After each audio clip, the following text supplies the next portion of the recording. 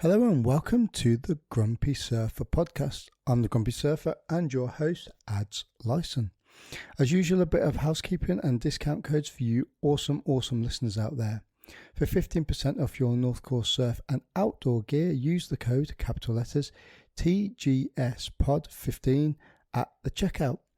Also, to get 20% off your Braw Surf merchandise, go to brawsurf.co.uk and use the code, capital letters and one word, Grumpy Surfer. Also, go over to their YouTube channel and check out some of their surf edits. They're freaking amazing. Additionally, and something I'm very proud to be part of and to announce, the podcast is now affiliated with OMBE Surf, which is this week's podcast and what it's all about. If you go to ombe.co/ref/grumpy surfer, select the 12-week accelerated surf program, and at the checkout, use the code Grumpy Surfer 10 capital letters to get 10% off your purchase. These next two episodes of the podcast are going to be an in-depth look into surf technique. So, leading on from the OMBE affiliation, this week's guest is the owner of OMBE Surf. The OMBE Surf program has been created by my guest who has spent more than 30 years accumulating a wealth of surfing knowledge, having been a professional surfer on the WQS or the World Qualifying Series. He's a shaper and a high-performance surfing coach and has been for over 15 years. He has coached some of the best surfers in the world, including Jordy Smith, Mikey February, Travis Loki, there to name but a few awesome legends. So please sit back and enjoy one of the most fascinating podcasts I've done about surfing and surf technique with an Aussie coaching guru, Clayton Nienaber.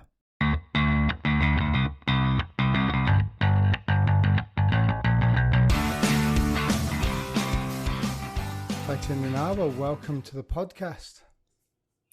Thanks, Adz. Nice to be here. Mate, got three questions for you. First one is, how are you? The second one is, where are you? And the third one is, have you surfed today? First one, how am I? I've just woken up. I'm feeling a bit sprightly. I'm all good. Haven't had a coffee yet, but I'll get there later. I'm on the Gold Coast, Australia, and I drove down to the beach, but the surf was crap. So I just turned around, came back and did the podcast. Beautiful. So just for a little bit of background for people that are listening. So you are one of the owners or the owner of OMBE. You also have your own surfboards called Clayton Surfboards. You're a former WSL qualifying series competitor, high performance coach for 15 years, and you've coached people such as Travis Logie and Jordy Smith. Is that roundabout right? Yeah, I coached a lot of the up and coming sort of junior stars. I was one of the coaches that took the kids to the ISA contests. That's the International Surfing Association. And I traveled with Jordy Smith, Mikey February, and a couple of the other sort of like up and coming surfers. We did France, USA, and Huntington Beach. So those are the three sort of years that I coached with the South African junior surfing team. Yes, I mean you've got quite a wealth of experience behind you with your surfing career yourself. So I'd like to take you straight back. So where are you originally from? So originally from Durban in South Africa. That's pretty much where Sean Thompson was from, Jordy Smith, a couple of those sort of legends. It's very similar to the Gold Coast. We've got warm water, good waves. We've got right-hand point breaks. We get east cyclone swell. So it's very sort of similar setups.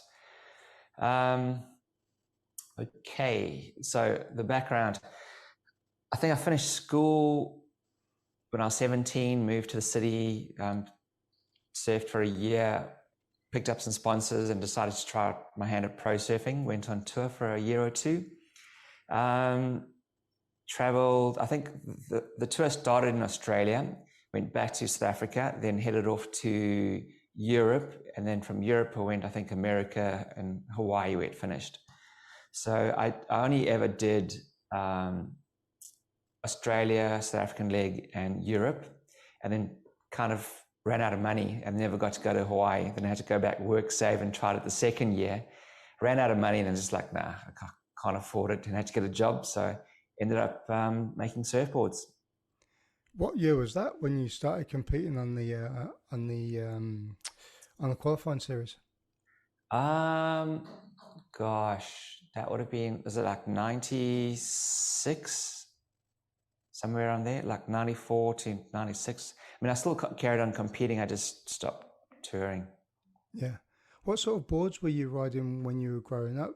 I know you're around about the same sort of time I was. So I started surfing back in, I must have been about 14, 15, around about 94, 95 maybe. Yep. So, what sort of equipment were you riding at that time?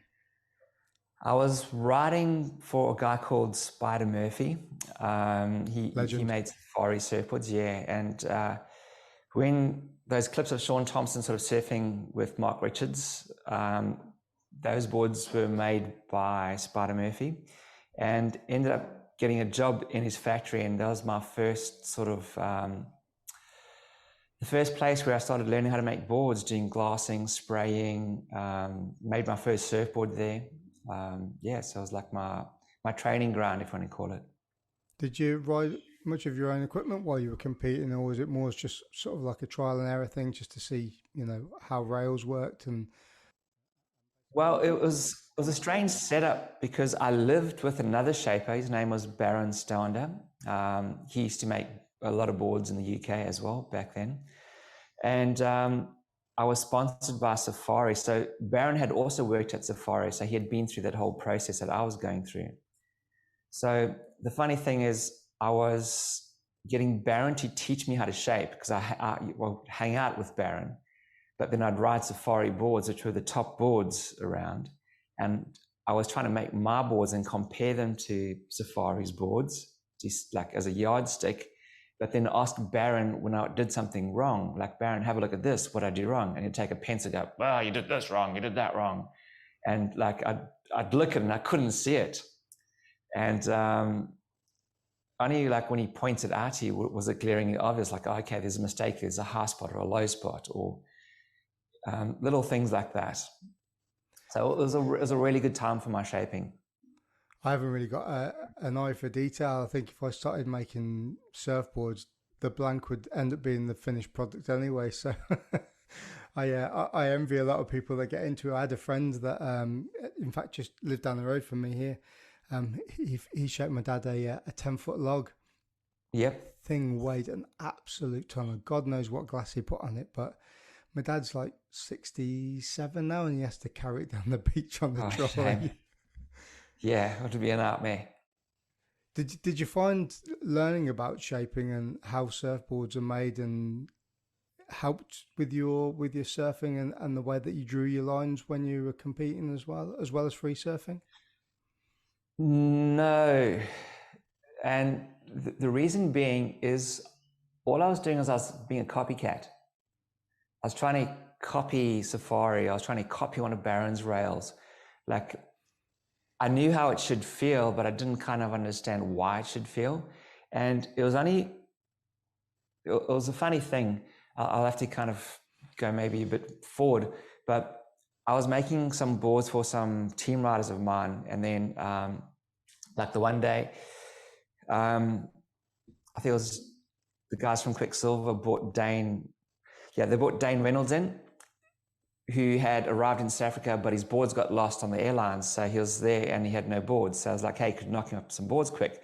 So I was like, yeah, okay. And I was like, had a chat to him. I was like, hey, Dane, what do you like in boards? So he says, hey, I don't want a fast board, but I want a board that holds through the turns. And that just blew my mind, because like I was prided on, like, when you sit up on my boards, they're really quick, because there's a saying, with speed, you can do anything. But then here's this guy going, I don't want a fast board. I want a board that holds through the turns. So I kind of didn't understand or didn't know what he meant by that. But now, like years on, I totally get what he understands, because if you want a fast board, you generally want a flatter rocker. And if your board's too fast, you can't turn it. So if you're surfing in the pocket, you want a board that has more control than it has speed. And because you're surfing the pocket, you get speed from the wave. You don't have to generate speed from riding a flat board. And generally a flat board shoots you out into the shoulder, where Dane's trying to go more vertical in the pocket. So that they're two different styles of surfing.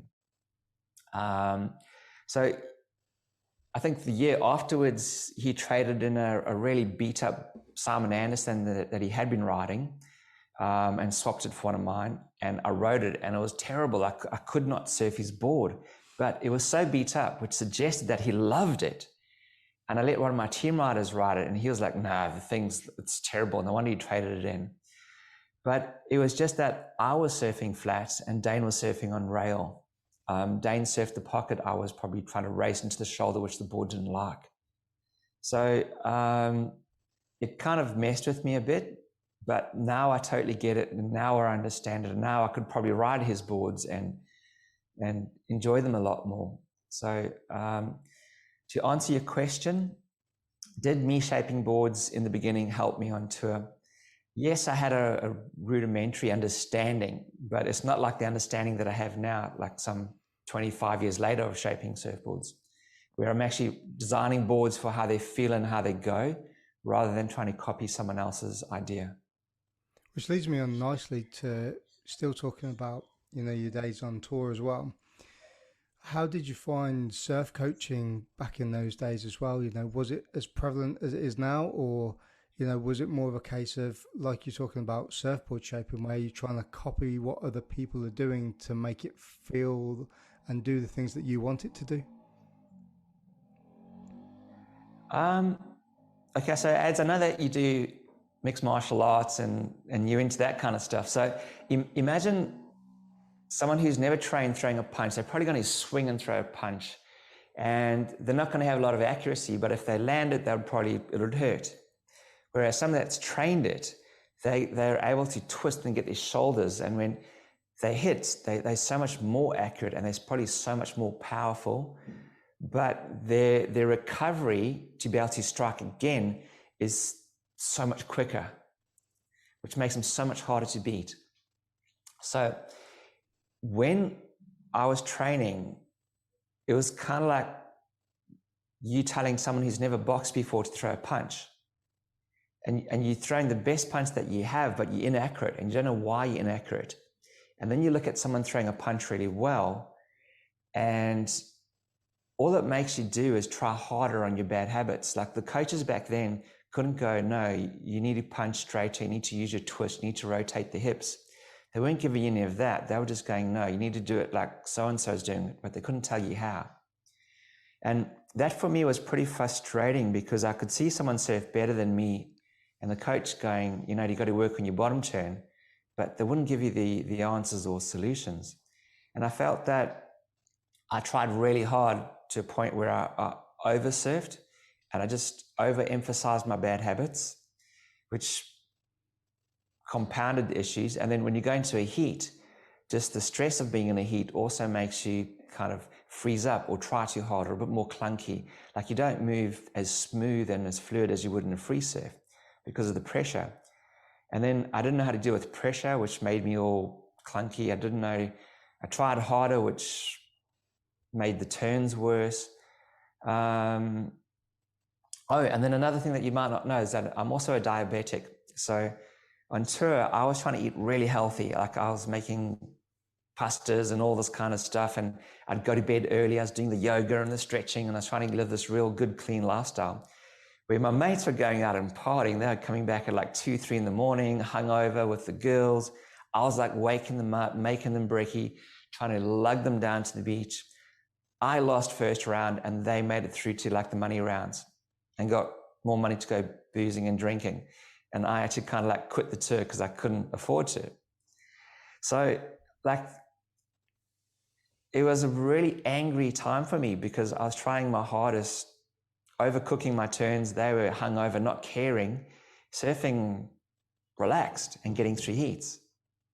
So I get it now, years later. So all those things that I'd been through have kind of set me up to be the coach that I am today. And I can identify with people when there's tension or they're stressed or they're not moving well. And I can offer them solutions for those problems. So it was good to set me up. So here's another question for you, and I don't know whether you can relate to this or not. So we just did the Navy Surf Championships, and I'm not. It's difficult to say. I'm not really a competitive person, but subconsciously I am, if that makes sense. Yeah. So I enjoy surfing. I enjoy free surfing, much as I do like competing in, training, jiu-jitsu, for instance. But as soon as I get into a competition like a surfing heat, for instance, I put all these burdens of I've got to do this, I've got to do that, I've got to make this wave, I've got to do this amount of turns and do this, that, and the other. Yeah. So you're putting expectations on yourself, which aren't normally there. Exactly. Did you find that when you were competing, where you're saying you were stressed, and the counter question to that was also is did you actually enjoy competing, or was it just something that you did because everyone else was doing as well? So I think when I was a young kid, because I was a diabetic, the kids kind of like, I would go to school, and back then you had to take syringes to school, and you had to draw up the insulin out of a syringe and get rid of the bubble and inject yourself. And you're in a class full of kids. You know what kids are like. They're the meanest people around. They're just like, whoa, you're a freak. How can you do that to yourself and all this?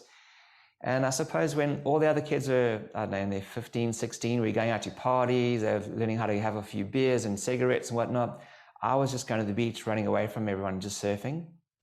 So my surfing just went up a couple of notches. So when I did compete, I was just better than the kids in my area.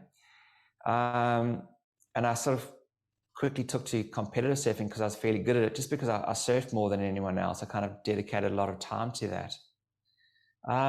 But in saying that, even on tour, just being a diabetic was harder. Then my parents weren't rich, so they were like finding it very hard to help send me on tour. Then plus the sponsors that you had, you're trying to surf for the sponsors. You want to get through a heat, you want to get through photos. You want to try to climb up the rankings, and there's all this pressure, and no one tells you how to deal with those type of situations, how to think your way through.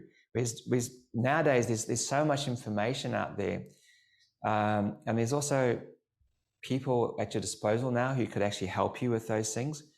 Also, how to identify pressure, and how to breathe, how to relax, how to just get to know your body a lot better. Whereas back then, there was very, very little. It was just go hard or go home. So it was tough. Yeah, I can kind of relate to that too. And I guess it's one of those things as well where it's kind of all you know. If you're growing up doing that, then it's something that you're just going to stick to, isn't it? Until when you get a little bit older, and you get a little bit more mature as well, you learn your path in life.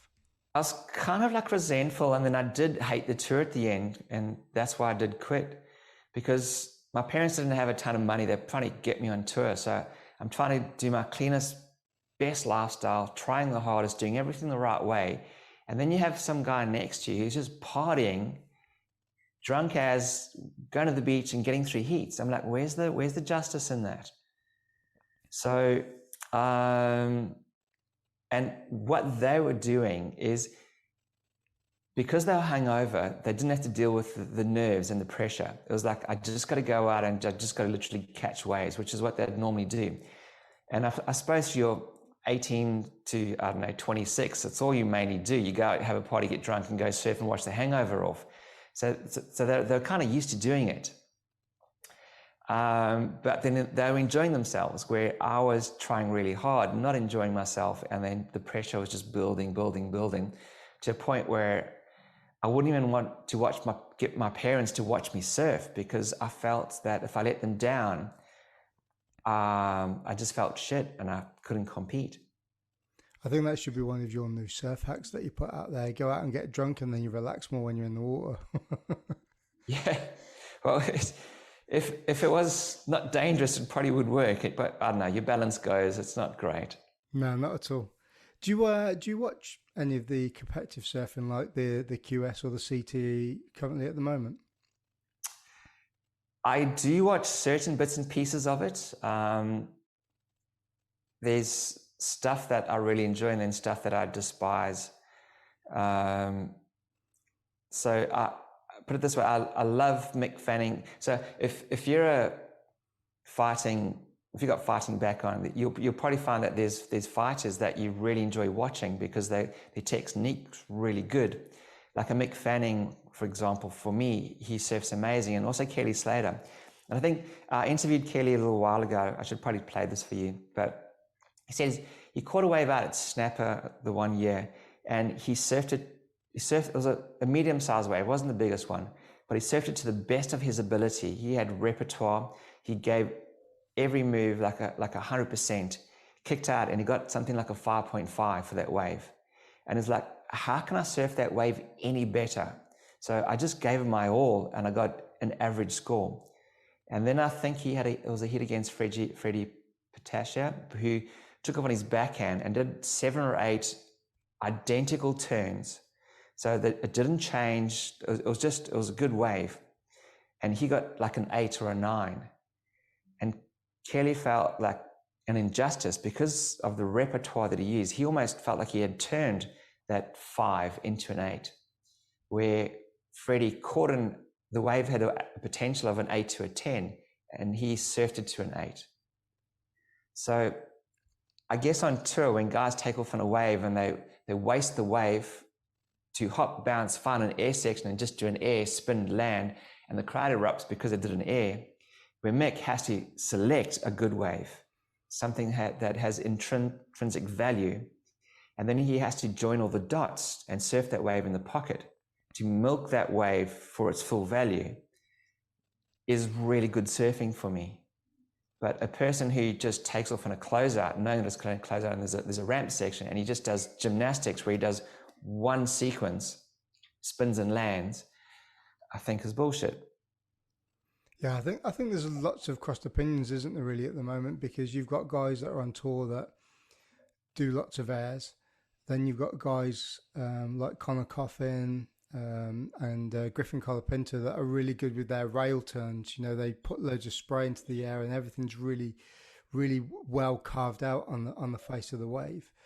But the guys, well, look, in fighting, sorry for jumping in, but that's right. Do you do any Muay Thai at all? I don't really do striking, if I'm perfectly honest. Don't like get my head hitting too much. Fair enough. Okay. But basically there's the stand-up and fight, and then there's the on the ground fighting. It's like 2 different disciplines. So yes. One's like grappling, another one's striking. Okay. So there's so much technique in grappling. Like you got to keep moving, you got to get out of all your locks, and it's a mind game where it's kind of like an air is like a one punch knockout.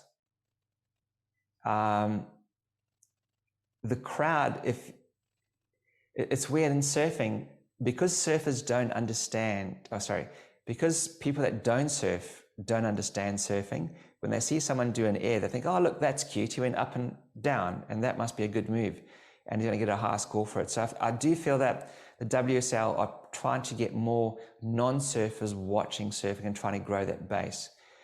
But they should spend more time just educating non-surfers on what surfing really is. And then people got to have more of appreciation for it.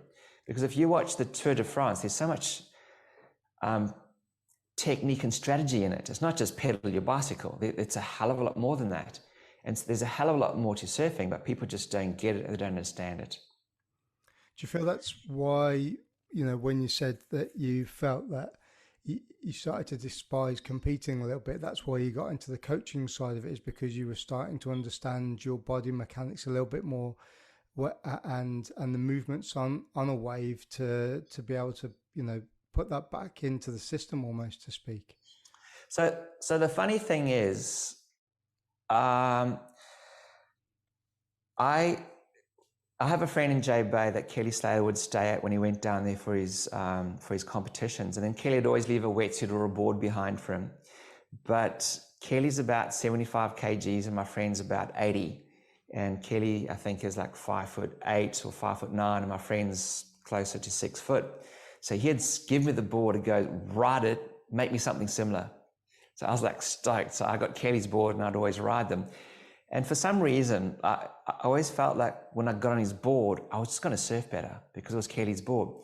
So I caught a wave, stood up on it, and there's no magic. And I tried hard to surf it, kind of almost like I had a heat. I stood up and I surfed my heat, and there was no magic. I paddled back out and I was just scratching my head going like, what am I doing wrong? What am I doing wrong? Like, it's a good board. I know it's a good board. A world champion's riding this board, but it's not good for me. And then I just thought, okay, how would Kelly actually surf this? So instead of just trying to race down the line and get speed and just chew everything in my path, I actually made the nose face the beach and I drew my turn out. And as soon as I put the board on the rail, the board just went, whoa, and it just kind of exploded under my feet. And I was like, wow, this thing's got a turbo under it. And then I got so excited that the next wave, I slipped back into my default competitive surfing and tried to just rush onto the shoulder and chew everything up, and the board sucked again. I was like, okay, I got to surf the pocket and I got to surf on rail. And that's kind of the same thing that Dane Reynolds was telling me to do. So I had to then change my surfing. So I changed my surfing, started to change my surfboards, and then I made a board for a guy, and he was like, this is the worst board I've ever surfed. Like, can I get a refund? I was like, okay, dude, can I watch you surf? Like, what are you doing wrong? Basically watched the guy, he took off and he just wiggled onto the shoulder, kind of almost like he's in the heat doing this competitive surfing. And I was like, no, stay closer to the foam, closer to the energy. So he did that. I was like, wow, the board just like came to life. Okay, and then I was like, okay, draw your turns out. And I almost had to educate the people on how to ride boards properly. And when they did that, they started to enjoy the boards more. So whenever I was surfing, I started to give a few tips to people in the water. And I found that it really helped them. And those guys would be stoked and they'd come back and order boards from me. And because they've had coaching, they'd surf better. And then I was like, well, whoever rides a Clayton board surfs better. These must be good boards. Meanwhile, it's all the coaching I've been giving these guys on how to ride it. So, sure, I don't even know where we were going with this whole conversation, but just keep going, mate. I'm enjoying it. Yeah. So I guess whatever I learned, I just try to pass that knowledge on. And it's knowledge that I wish I had have had as a grom growing up. Because I just tried harder on the bad stuff. But when you do the good stuff well, you don't need to do a lot of it. And that's when surfing starts to flow and it looks effortless. And I could see it and I wanted it and I was so hungry for it. But I found I only really got that feeling in bigger waves, because in bigger waves I was more comfortable. I could slow down. I was waiting for the barrel. I would draw my lines out.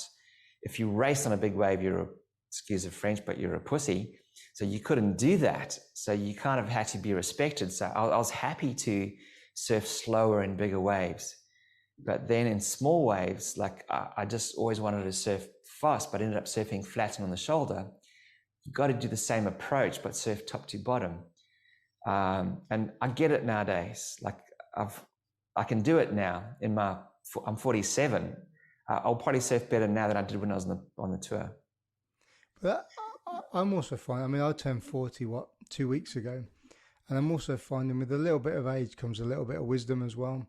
So you do learn from, being able to see things and because of my technical background with coaching them, like I'm a physical training instructor in the Marines. So, one of the things that I do is programming to keep people fit all the time. So if you're looking at people's performances, whether it's like lifting or something like that, so you can pick out the technical points, I think as you see more and more people come through, you can then identify it a little bit quicker and you can pull out those key points to give to them, which I think if you're a little bit younger, I know you're 7 years older, but if you're a little bit younger, you might not be as experienced to be able to draw that out. And that's probably why you're enjoying everything a little bit more now, because you've got hindsight on it, maybe.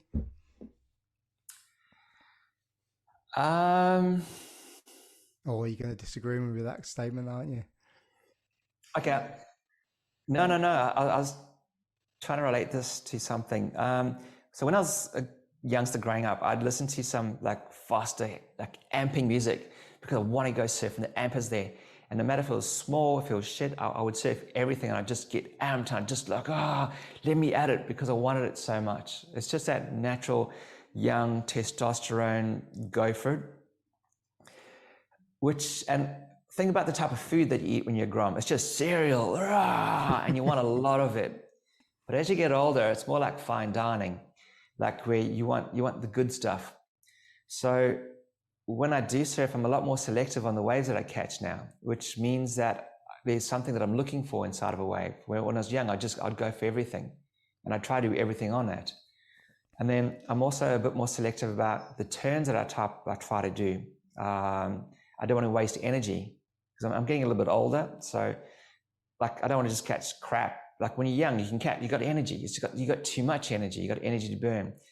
But when you're older, you're definitely smarter and a lot more wiser. But then also you don't want to make any mistakes because you don't want to injure yourself. So you try to do things on point. And if you do take a high risk, there's got to be a high reward.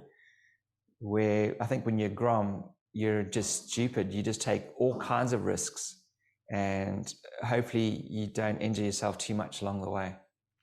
I'm glad you said that because it almost makes my excuse for not going surfing today a little bit better because I knew it wasn't going to be too good. Yeah. Where did the concept of OMBE come from? How did you start all that up? Okay, so OMBE stands for Ocean, Mind, Body, and Equipment. So I had all the surfing knowledge just from surfing. And then I started trying to coach. Well, I got asked to coach.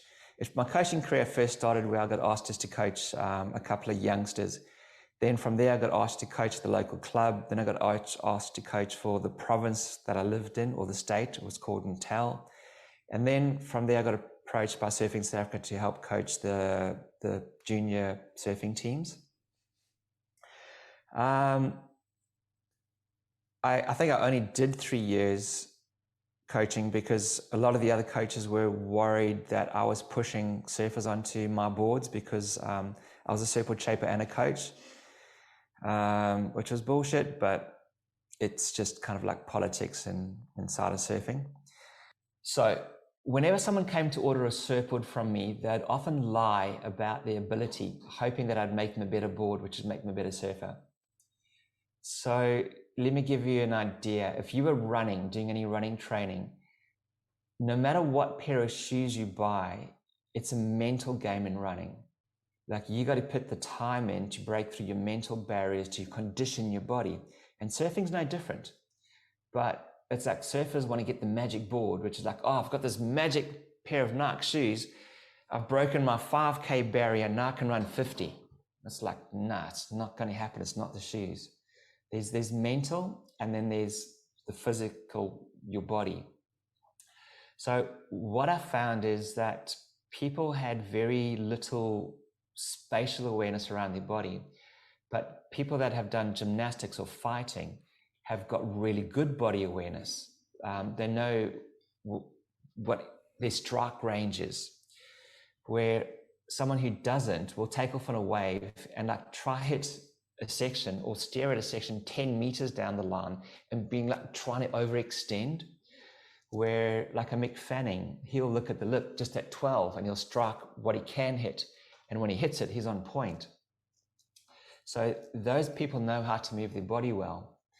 So I try to figure out, okay, well, how can I get people that don't understand how to move their body to start moving their body? So it was simple things like being side on your surfboard versus being front on your surfboard. Like, where do your knees point? How do you move all your joints? So I started getting more interested in like other sports. So I'd look at golf going, okay, when you bottom turn, you're leaning and you're controlling speed, but when you're twisting, you're not going as fast, but that's where your body needs power. And baseball players and golfers have studied this and they got tons of power. And they came up with joint sequencing where it's ankle, knee, hip, shoulder. And I think even when you throw a punch, you move your hip and then the shoulder throws the punch. So you're kind of using your core to throw your punch, not just your shoulders. But some surfers are just all shoulders and the board hardly moves. So then I met this guy, Michael, who taught me how to do kickboxing, Muay Thai. That lasted about 2 months. I hurt my ankle, almost broke my toe, hurt my wrist, hurt my shoulder. But I learned so much in those 2 months on surf about moving my body and how I could relate that to surfing. So I stopped doing that, but I've still continued the lessons that he taught me. And then Surfskates came out, which is a really, really good way to take the physical movement and repeat it outside of the water. So I almost don't train in the water anymore. I do all the training outside of the water, and I try to make surfing fun in the water. I found that whenever I try to train in the water, the sessions became too tense. And if you're tense, you can't learn. If you look at kids, when kids have fun, their learning goes through the roof. But if you put a book in front of a kid and say, study, there's going to be tears, there's going to be the environment for learning is terrible. So we need to almost repetitively move our bodies in a certain way to pick up muscle memory. And if that's done outside of the water, hopefully we develop a pattern.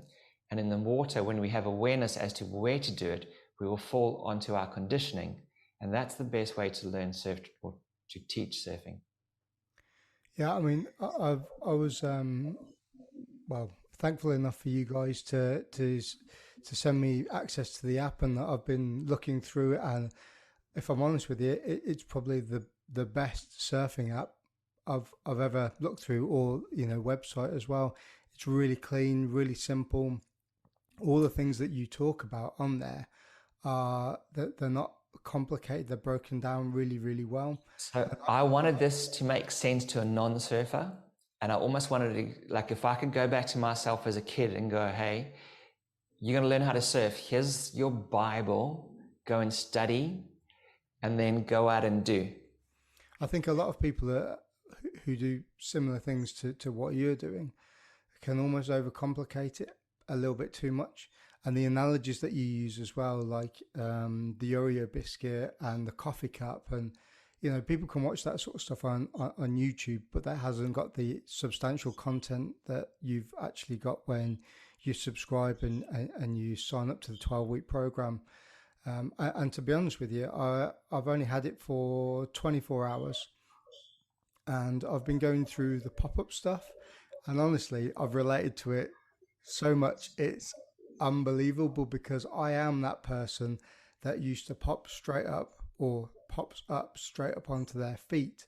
And I've got loads and loads of photos, and I physically hate looking at myself in videos and pictures, is because I know I jump up with my feet in that, 10 and 2 position there. And then I have to readjust once I'm going along into the position that you're talking about. So if you were in like strike fighting, like Muay Thai, if you were in that position, you got a blind side, because that you're literally going to get kicked and chopped down. And likewise, if you're flat-footed, you wouldn't be able to move if someone did try to attack you. So this guy, Michael, who trained me, he said, if you don't get off your heels, I'm going to take a tack and tape it under your foot, that when you put your heel down, you're going to get like a centimeter sticking up into your heel. Get on your toes and learn how to move. And when I started getting my toes, like my calves just burnt. So then I had to learn how to get lighter. So I had to keep my hands up. I had to keep my back straight. And I had to learn how to conserve all my energy. And all of that is all really good surfing technique. Because if you're heavy on your surfboard, you're not going to be able to move well or be light. So I just found that all the lessons that I've been learning, it doesn't matter whether you're in fighting, dancing, gymnastics, the way you move the human body is the same, because you've got to use your core, you've got to sequence joints, and power comes from using your muscular and skeletal system. It's not from bending over and stretching your tendons out. Yeah, well, you don't see any Olympic lifters, do you, bending over at their waist to lift things up, because they're just going to put their back out. You know, it makes, well, when you look at it like that, you know, it makes perfect sense. And I, again, if I go back 10 years and I look at photos of myself, I'm doing that, you know, typical bug stance. And that's the reason why I just hated looking at it. And now I've started to, you know, we were talking about earlier where you start to develop these technical aspects where you can look at technique and then you can pick these little things out. I've slowly started to see that with my posture and my shoulders, turn them square on instead of sideways. And this has been like over the last 10 years and just doing those little things. But then, you know, listening to you and Jeremy in the app and on the YouTube videos has almost kind of set a little spark off in my head. And, well, thank you. No, like, you don't know what you don't know, but as soon as you see it, you're just like, oh my gosh, there it is. And then what's strange is you can't unsee it, because ugly surfing now is ugly surfing, but good surfing, when you watch that, it's just like, oh wow, look at this guy. And then the nice thing is that you can copy and paste. There's nothing stopping you from taking like a Mick Fanning turn and then relating that back to your own body and just moving your body that way. But the only time that you can actually do it in the water is if there's no tension and you're in the moment and you're relaxed. You can see a section, go, I'm going to copy Mick Fanning on this and do something. And I think that the biggest thing is relaxing. So from your fighting background, how important is it to relax when you fight because of the stress involved? Well, yeah, I mean, it's the pinnacle. It's one of the key components, especially if you're in a bad position. You know, if you're a new guy, you know, you know that they're panicking underneath, and then over time, you know, 5, 6, 7, 8 years, 9, 10 years down the line, you're lying on your back, and you just sat there nice and calm, and you can chill into it, and you can work the things you've been training all those years. Yep. So likewise with surfing, it's when you have a calm mind, you've got a clear mind. But when you're panicking, your mind, it can't focus into one thought. So you don't know what to do. So you don't do any. So you go into what's the freeze state where you lock. Then the second reaction from there is, I've got to get out of here. And you run, which is basically me surfing in my pro career where I just ran from it. And then you get the calm mind, and then you get the I'm going to stand, I'm going to fight, which is your Kelly Slater and your Dane Reynolds surfing the pocket, who don't want a fastboard that allows them to fight. They want to be amidst all this chaos in the wave, but be calm enough and controlled enough that they can strike the lip, they can do a bottom turn, they can pull into the barrel, they can do all the types of surfing that they need to do. Here's a question for you, because I know you said you do a lot of your training on land on Surfskates as opposed to in the ocean. Is that I always find that I do a lot of surf skating stuff. I know, again, I've watched a few of your videos, and you know, you talk about doing surf skates on elevated inclines so you can almost recreate the wave. I haven't done that. I need to do it. I've only got a flat gym that I work in at the moment. I'm putting a few cones out and stuff. I'm always really scared. Scared's a strong word, but we'll use it, to try things when I go surfing, because I just want to go out there and I want to enjoy it. So I don't use it as a training platform. I go out there and I try and do what I do without falling off, because I almost feel like falling off is me losing, and I don't want to do that. Does that make sense? Yeah, so it's a totally understandable mindset. So you're comfortable, okay, and you're not going to progress from there. Yeah. You need to get. Okay, so you just told me that in your jiu-jitsu, you can now lie on the mat being uncomfortable because someone's making you uncomfortable. They're either trying to break your arm, like suffocate you or choke you out, all right? And you're lying there thinking your way through it comfortably while you're uncomfortable. Does that make any sense?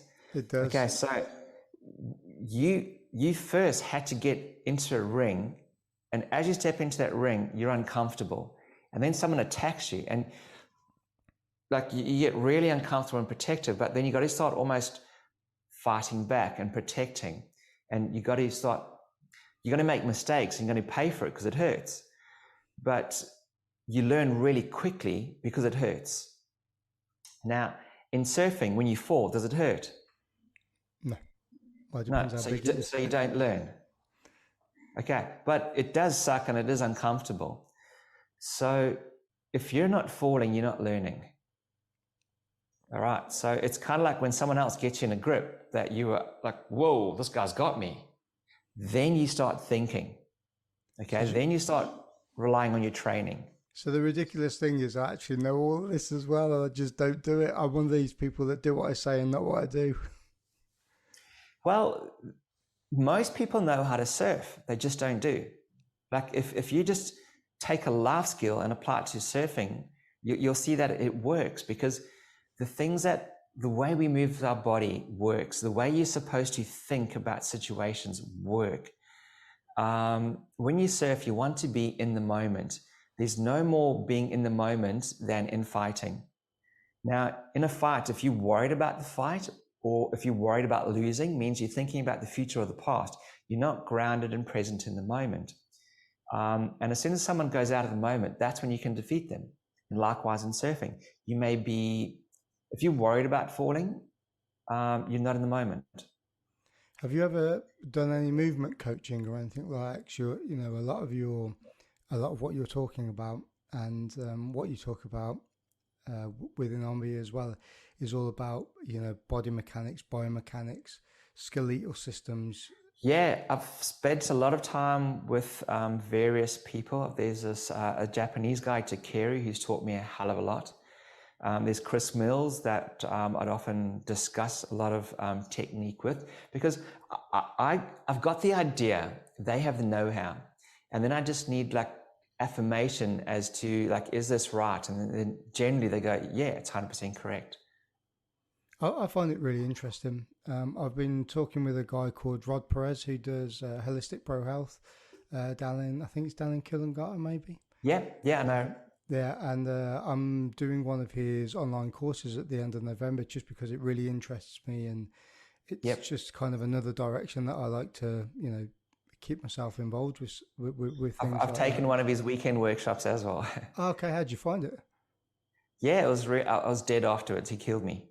I bet he did. Yeah, he seems a bit of a workhorse, that bloke. Like he is. Yeah, he's definitely a workhorse.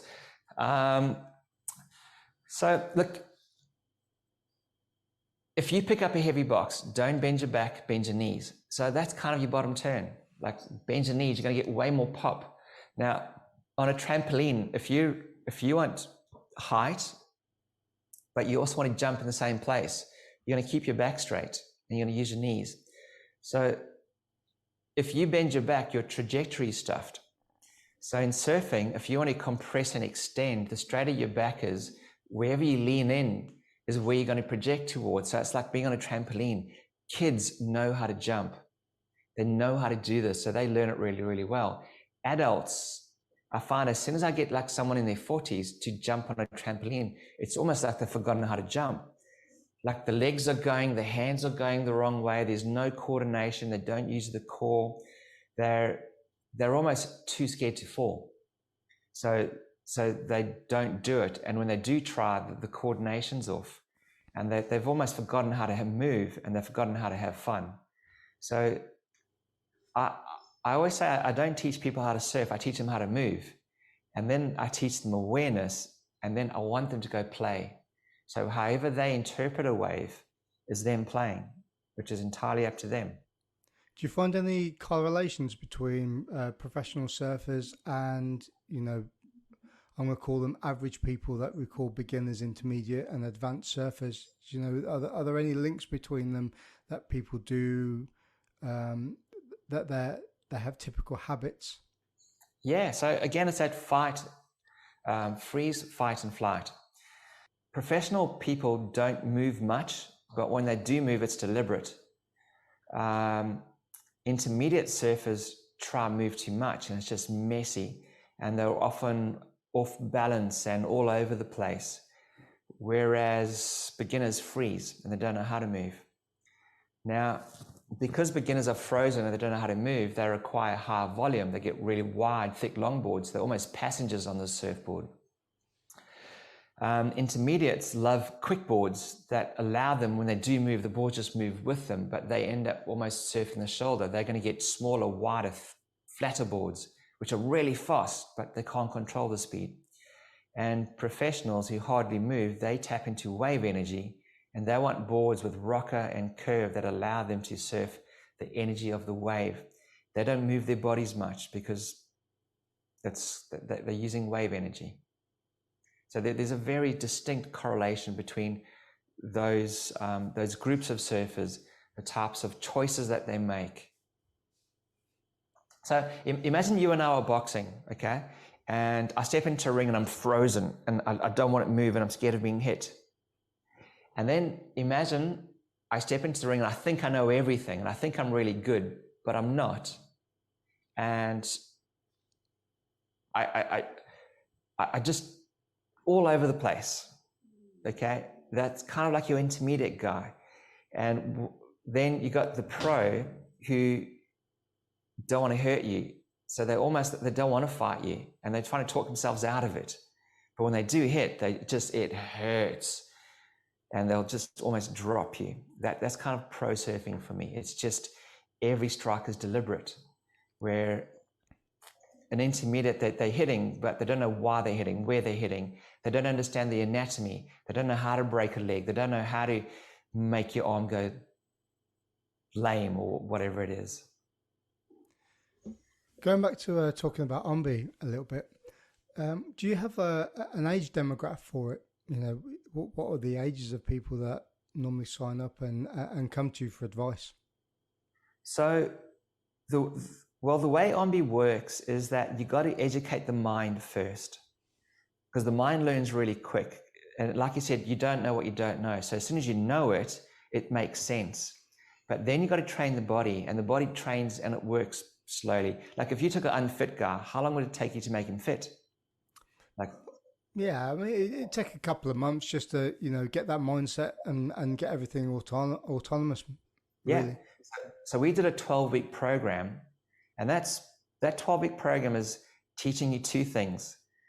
Number one, it's teaching you how to stand on your board, and it's teaching you how to activate the right muscles to be in that posture. That's all it does. Okay, and it takes 12 weeks to do that. In other words, if you go in the ring to teach someone how to fight the first time, you want to teach them how to be lighter on their feet, hands up, back straight, but relaxed where they can move. It's taken me 12 weeks to teach someone that. That's the 12-week program. Where did the analogies of the Oreo biscuit and the coffee cup and those are the sayings that you've come up with? Was it something you just developed? Did your parents ever get you to make a cup of tea or cup of coffee for them? Once, but then I made it that bad that they didn't want me to make it again. And so I remember I must have been about 7 or 8 years old, okay? And they'd wake up in the morning, it was like, "Oh, Clay, please make me a cup of coffee." And I was so proud to make them some coffee. It probably tasted crap as well. But I literally carry it through like this. And I have to come back and get the next one. And I was looking at the cup and I was almost like watching myself spill. But then later on, you don't watch the cup. You almost look where you want to go and just hold the cup level. And your balance improves so much. So then I was tense, worried, couldn't move. But then you got this hot cup of coffee and you're relaxed and you're walking with it. And it's always in the backhand. It's in your strong hand. It's never in the front hand. Because then you're going to walk like a crab. When it's in your backhand, you walk front on. And as people, when we step forward with our left foot, our right hand always comes forward. So we kind of walk in opposites. So it just made sense for me that if someone stood on a surfboard, if they went left foot, left hand forward, they're in a crab position, they're going to bend from the waist and they're going to wobble and have no control. But if you get your coffee cup hand and push it forward, it locks the hips. Now your hips can't bend left, right because your hips are locked. Now you're almost forced to bend your knees. So that way you're a lot lighter on your feet, you've got better balance, you're more explosive. And you get all of that from telling someone to hold a cup of coffee in their hand and don't spill the coffee. So from one simple little trick, you get to fix all these things. Now, the nice thing about the coffee cup is called a pattern interrupter. So you have said yourself that you've got a couple of years of bad habits. So if you've ingrained those bad habits over the last, 10 years, by paddling on a wave, and I actually make some guys take a plastic or paper cup, put in their mouth, stand up and hold the cup.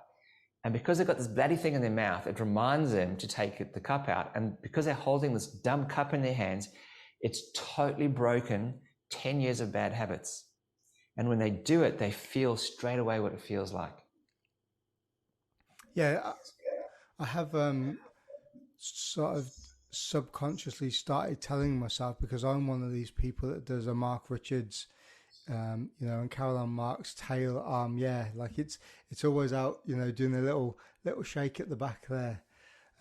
Okay, so just imagine that I know you don't do Muay Thai, but imagine you're standing in a Muay Thai position. Yep. And the hand that you want to throw, which is your strong, this is almost jab. Yep. This is almost like my distance, like my strike radius. And this is the killer. You've left it at home. So all you've got is your strike, and this one is almost going the wrong way. Does it make sense? Yeah. So it's holding, so you got to get this and hold it near your face or near your chin, so that when you do twist, you can throw it.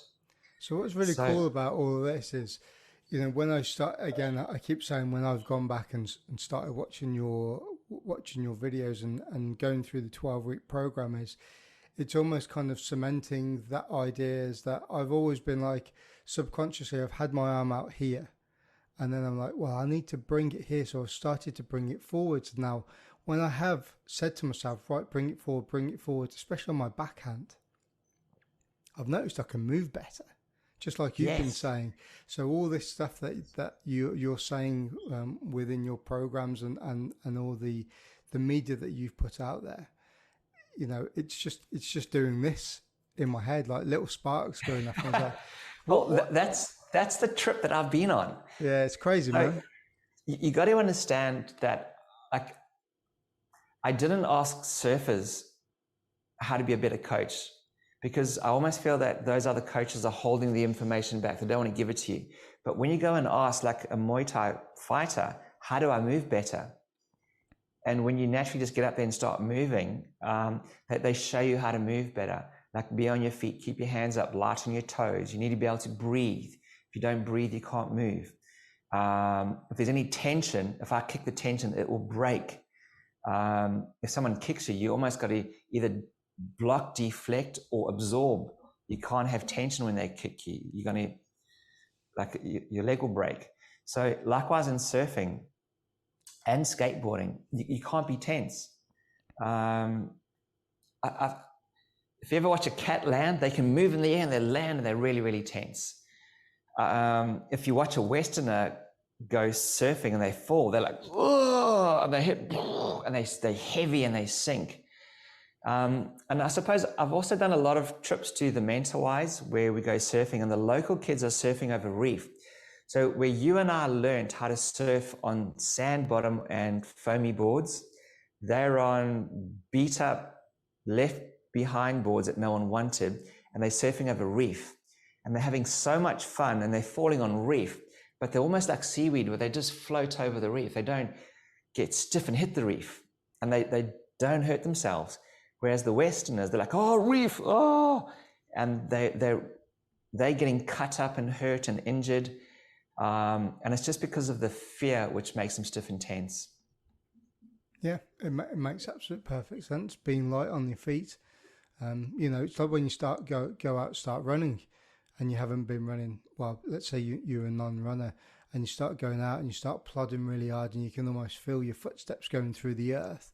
But then as you start, I don't know, losing a little bit of weight or getting a little bit more agile, you start strengthening the lower limbs up.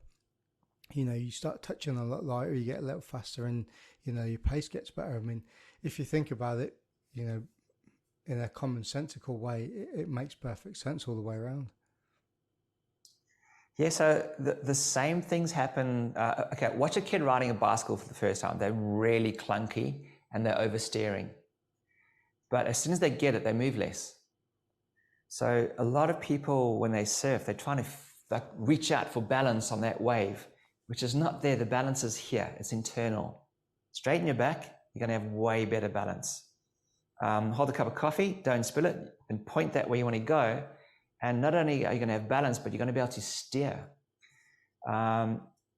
So like for me, it's not complicated. It's actually pretty damn easy.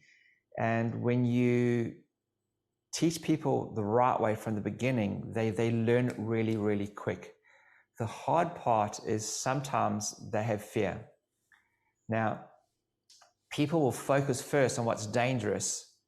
And if they're not worried about what's dangerous, then they'll focus about what's important.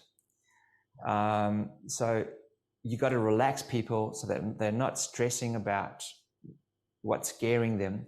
And then the fun will overtake the fear. And at that stage, learning becomes easy. I'd like to talk a little bit about the people behind OMBE, your background stuff. So, you got your front man, Jeremy, that's on the majority of the videos with you. How did that relationship it's actually develop? It's Anthony. That was a guy you met earlier. Oh, okay. Yeah, sorry. Yeah. No, it's all good. On the behind scenes is Jeremy. So Jeremy's kind of the brains behind the whole outfit. Anthony's a public speaker who's helped me actually be able to get my thoughts across a lot better and help me speak better. And he sets up the studio. He does a lot of background work on lighting, audio. Like he froths on that kind of stuff.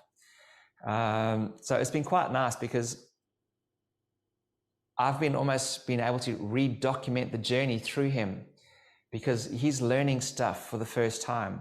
And the stuff that he's learning, we then share it with the audience. Just because the stuff that I've learned to almost take for granted, I don't even think it's like that important, where he froths on the little things. And then I can go, oh yeah, okay. And I could almost give him a bit more information on those little things, and we can take a deep dive on it and maybe do a YouTube video or something like that. So it's pretty cool.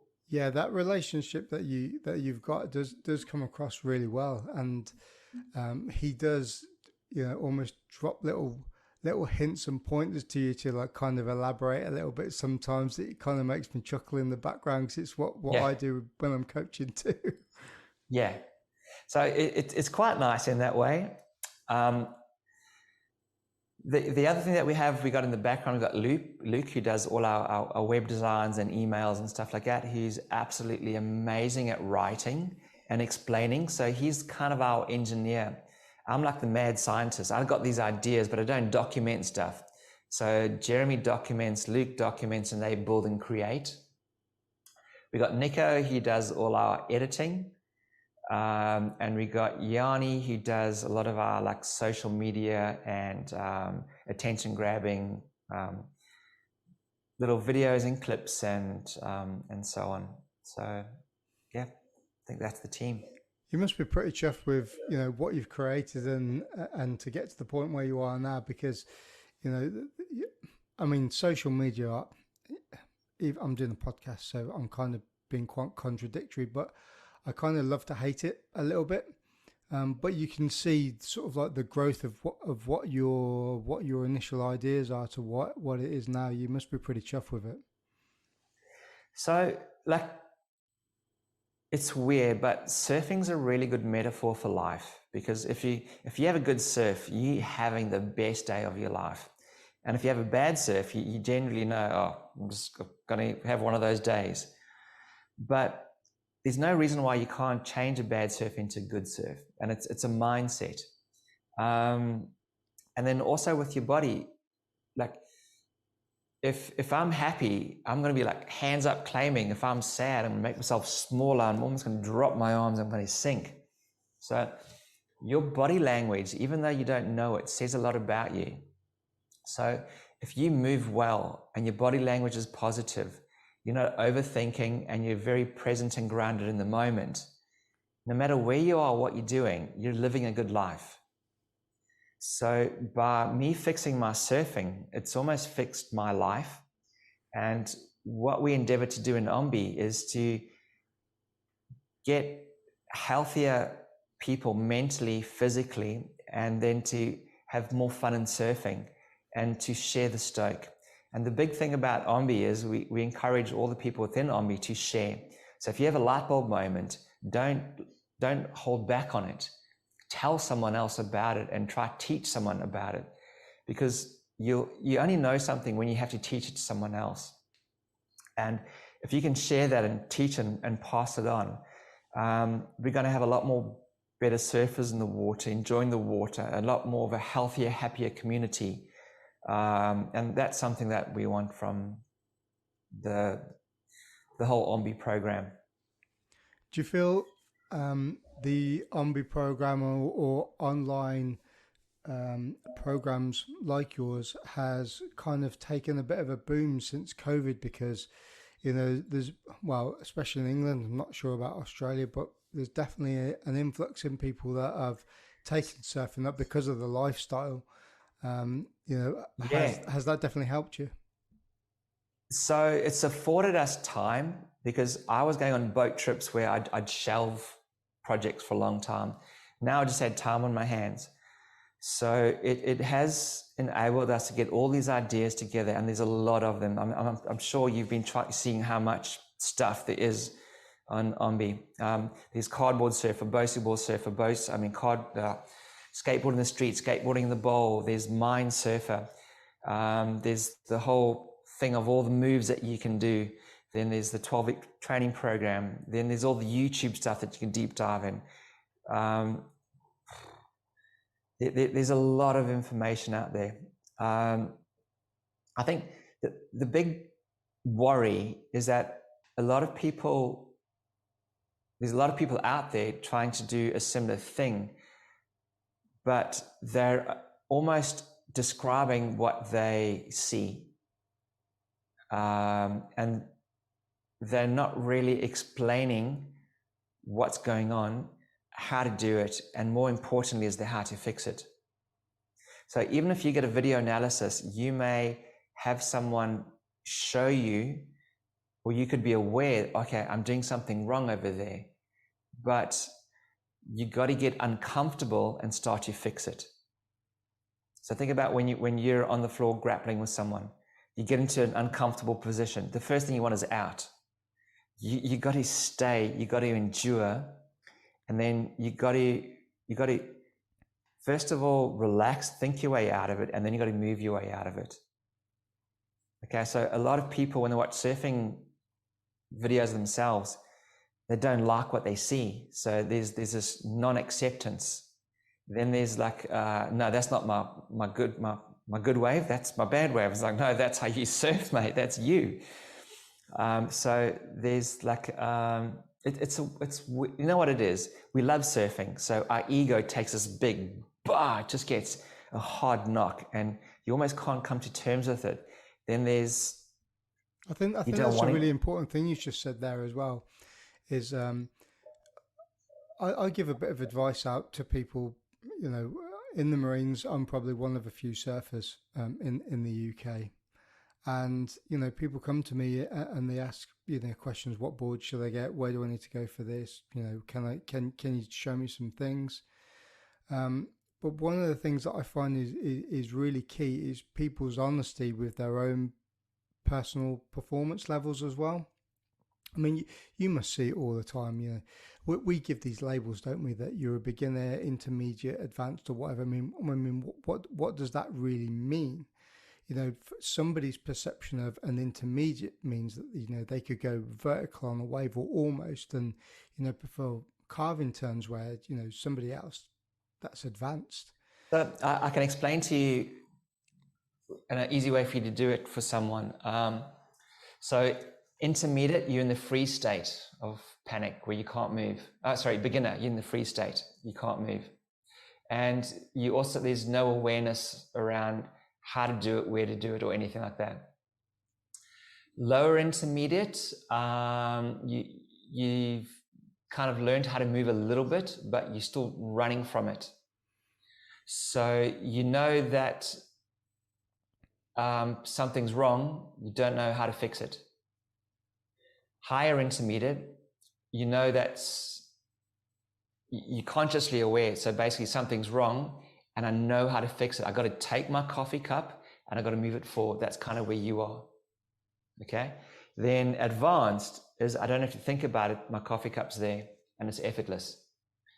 So it's all that freeze and flight, but it's, you must have heard that graph where it's, when you first learn something, you're unconsciously unaware.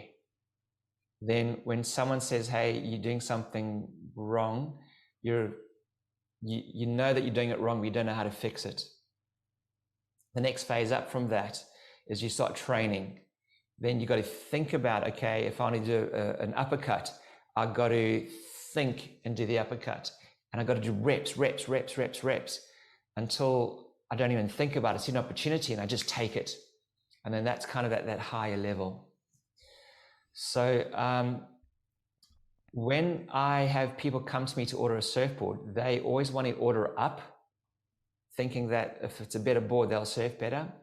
But imagine you and I are sparring and I always spar up. I'm always going to lose, which means it's going to knock my confidence, which means I'm not going to be able to take on challenges and I'm not going to be able to grow. So if you rode the right equipment, by being honest with how you move, you'll have a lot more wins. And with the wins comes the confidence. Then as soon as you get confident, you'll start to move your body a lot better. And then as you move your body better, you can start to downsize your boards, or you can start fighting stronger opponents. Makes a lot of sense. Mate, I've got a couple of things just to tie the podcast off with. A couple of Instagram questions that I posted up. I don't know whether you saw them. I put up on stories today. So the first one is from I Am Joe. Hello. What is your favorite board to ride? But I think he already knows what it is. And it says, why is it a 9-foot foamy? So I think you're asking Ant. Oh, okay. Yeah, that might be Ant. Okay, so do you know why he says that? Is because when you go out on a 9-foot foamy, there's no expectations. Okay, so you're just having fun. And if anything good happens, it's just a bonus. It's like, wow, that was a cool little section or a cool little wave, or I got a little cut back in. But when you go out on a high performance board, you expect the best out of yourself. And when you don't achieve, there's disappointment. So when you go surf, I encourage people to be in the moment and lower your expectations and just to be grateful for what you have out in the water.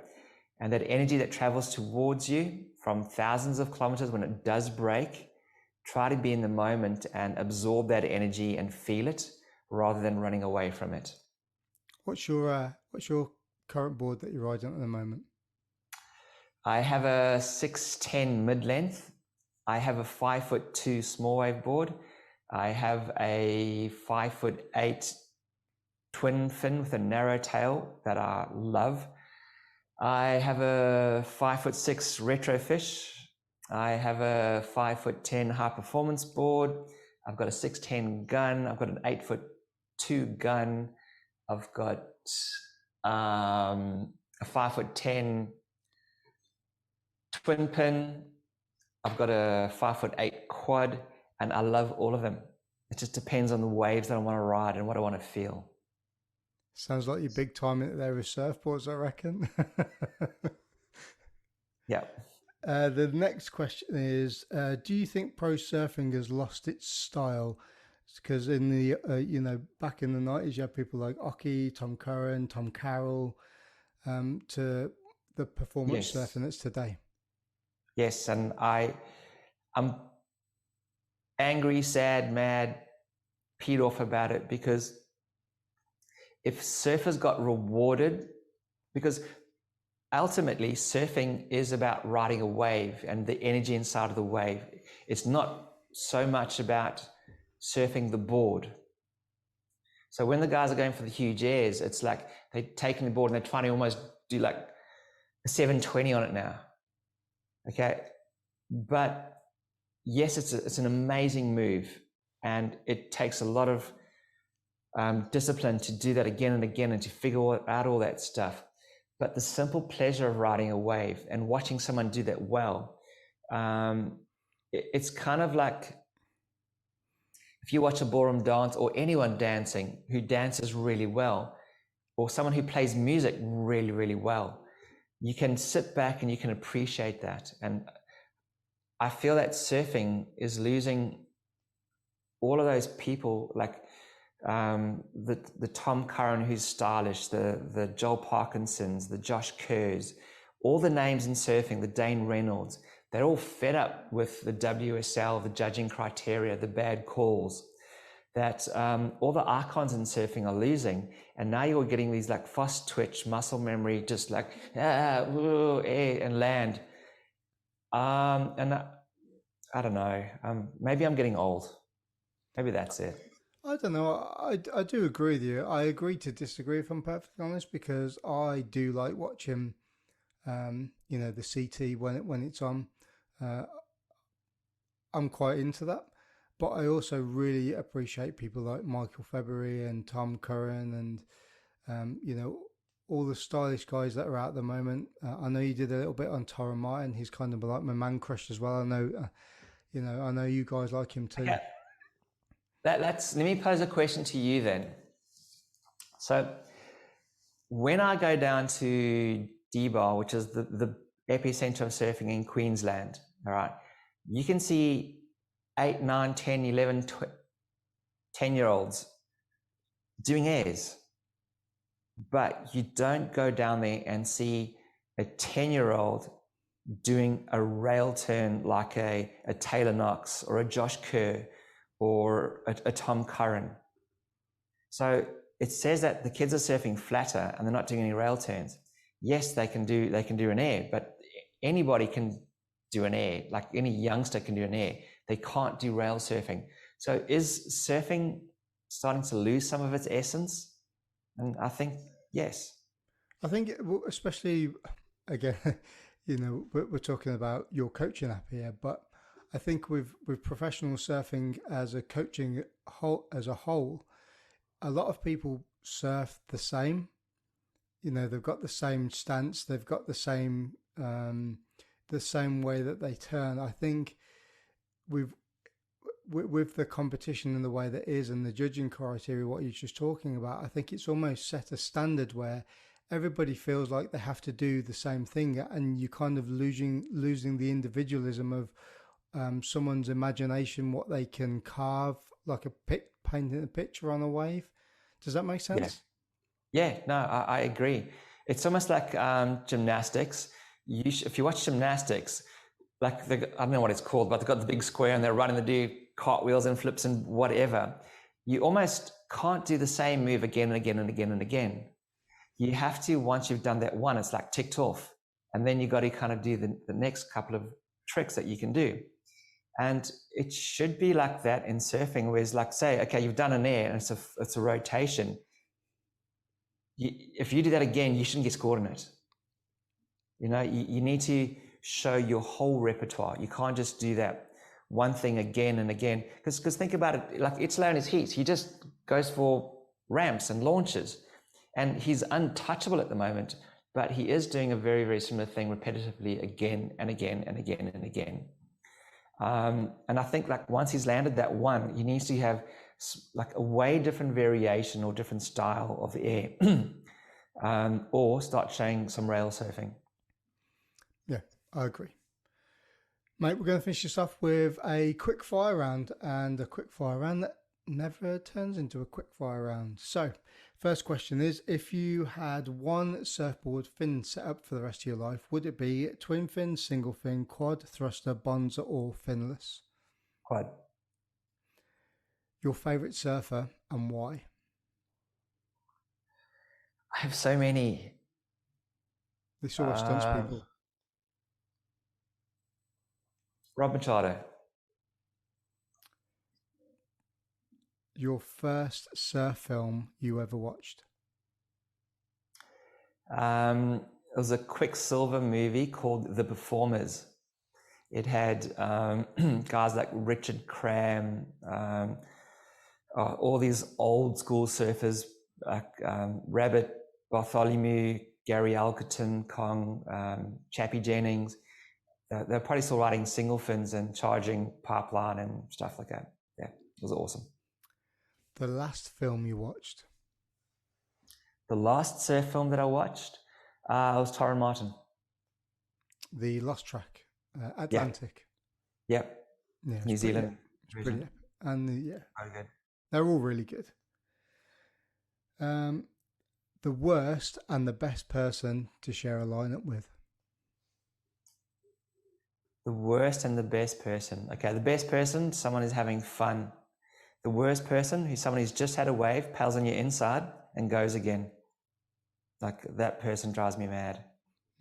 That person needs to get drowned. Yeah. What is your favourite type of board? A short board, a mid-length, a long board, SUP, or a sponge? What we call bodyboard and sponges here.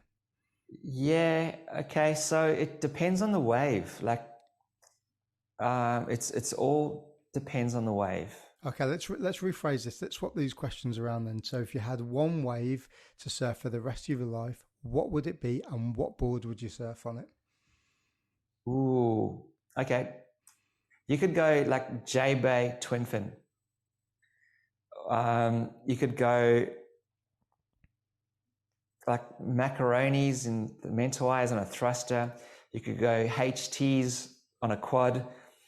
Like, this gets me excited. Like, it makes me wake up in the morning because I've got the tools. It's like, what's today throwing at me? And my froth levels, because I have the craft. Like, if you've got the right tool for the job, every day is a good day. Well, it sounds like you got enough boards to do it anyway. Yeah, I'm obsessed.